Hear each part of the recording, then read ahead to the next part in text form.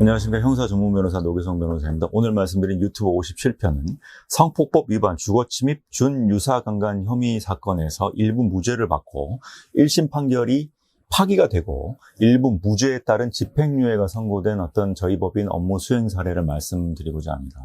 최근에 이제 성폭법 위반 주거침입 강제추행 사건은 헌법재판소에서 위헌 결정이 내려졌어요. 그래서 지금 일률적으로 주거침입과 강제추행 혐의가 경합범으로 별개로 구별돼서 기소되고 있는 상황입니다. 예전에는 그 주거침입 강제추행 혐의가 헌법재판소에서 위헌 결정이 내려지기 전에 주거침입 강제추행 혐의 같은 경우는 법정형이 7년 이상의 형으로 규정되어 있었기 때문에 합의를 하고 2분의 1 장량 감경을 하더라도 3년 6개월형이 최저형이었습니다. 그렇기 때문에 이 부분이 위헌 결정이 내려져서 지금은 주거침입과 강제추행 혐의가 별개로 기소되고 있고 합의가 되면 집행유예가 나오고 있습니다. 다만 헌법재판소에서도 위헌법률 심판 제청을 한 부분이 있는데 이 부분은 주거침입 준유사강간 혐의입니다. 이 부분은 아직 위헌 결정이 안 내려졌어요. 그러니까 주거침입을 한 상태에서 강제추행을 하면 이 부분은 위헌 결정이 내려졌기 때문에 합의를 하면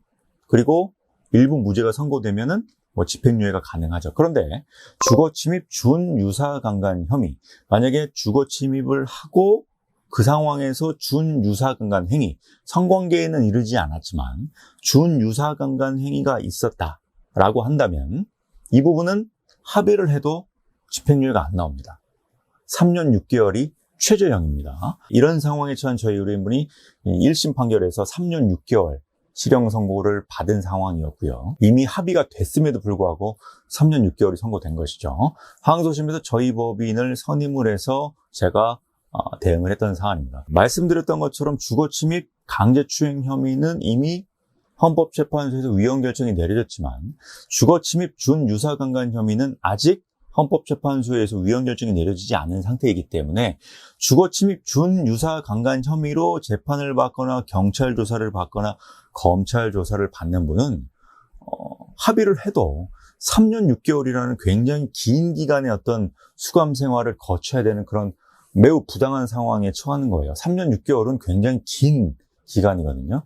이런 경우를 제가 1심 판결 선고 이후에 수임을 해서 어떻게 대응을 했냐면 주거침입이 아니었다라는 부분에 대해서 소명을 했습니다. 주거침입을 한 다음에 준유사강간 혐의가 됐을 때 이 범죄는 성립하는 거예요. 제가 어떤 식으로 변론을 했냐면 사실 제 의뢰인은 모르는 사람 집에 침입한 것이 아니라 친구 집에 초대를 받고 들어간 경우였습니다.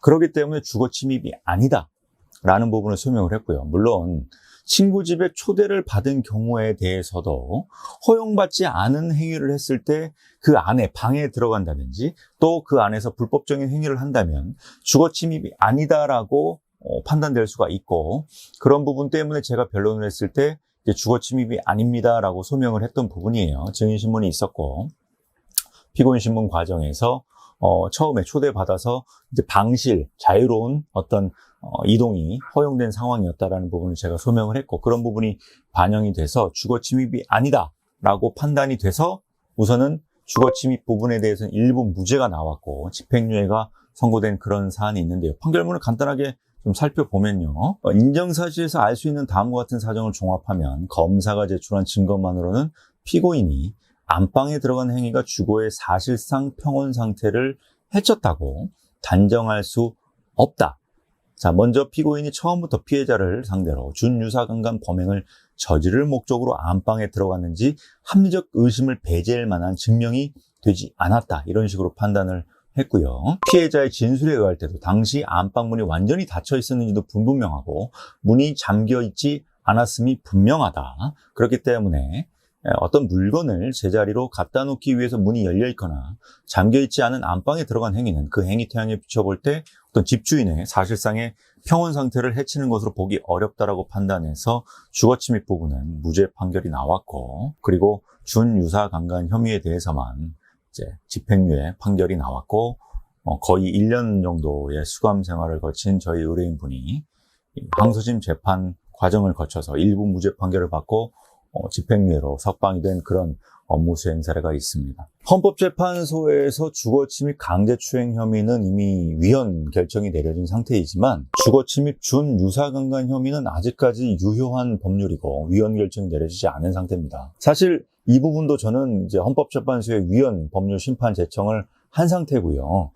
위헌 심사가 지금 현재 헌법재판소에서 진행이 되고 있습니다. 왜 그러냐면은 물론 주거 침입을 하고 준유사강간 행위를 한 것 자체는 굉장히 큰 잘못을 한 것은 분명하지만 일률적으로 집행유예 선고가 불가능하도록 되어버린 부분은 굉장히 재판부의 어떤 형량 결정의 어떤 그런 부분을 제약하는 부분이고 과도하게 피고인의 어떤 처벌을 너무 과잉되게 하는 부분이기 때문에 과잉금지 원칙에도 반하는 그런 부분이 있습니다. 왜냐하면 구체적 사안에 따라서는 초범인 경우가 있고 또 우발적으로 술에 취해서 좀 실수한 부분이 있고 과거 전과가 없었고 우발적인 경우에 대해서는 만약에 이런 부분이 있다면 일률적으로 3년 6개월이나 되는 그런 중환형을 선고하는 것은 조금 형평에 맞지 않는 것이 아닌가 이런 생각 때문에 위헌성이 매우 높다고 생각하고 제 예상으로는 아마 조만간 위헌 결정이 내리지 않을까 이렇게 생각을 해보고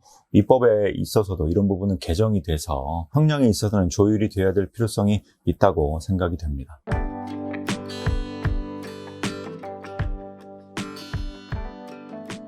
주거침입 준유사강간 혐의에 대해서 일부 무죄가 나오고 집행유예가 선고된 어떤 그러한 제 업무 수행 사례를 말씀드렸는데요. 주거침입 준유사강간 혐의로 경찰 조사를 받거나 검찰 조사를 받거나 재판을 받고 계신 의뢰인분이 있다면 제게 연락을 주시면 제가 알고 있는 범위 내에서 도움을 드리도록 하겠습니다. 감사합니다.